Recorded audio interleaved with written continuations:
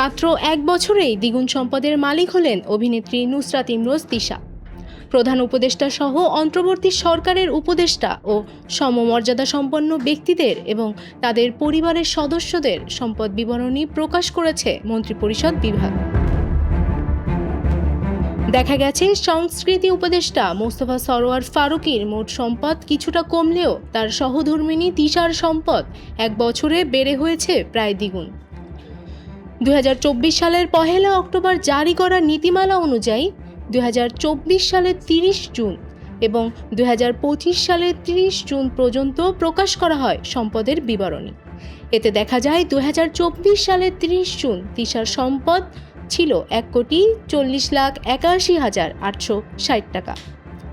এক বছর পর 2025 সালের 30 জুন তা বেড়ে দাঁড়িয়েছে 2,99,89,501 টাকা। অর্থাৎ এক বছরে তার সম্পদ বেড়েছে 1,59,07,641 টাকা। অন্যদিকে একই সময়ে ফারুকীর সম্পদ কমেছে 11,74,000 টাকা।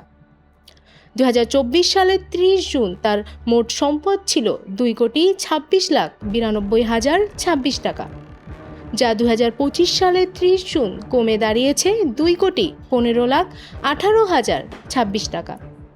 নিউজ ডেস্ক, মানব জমিন।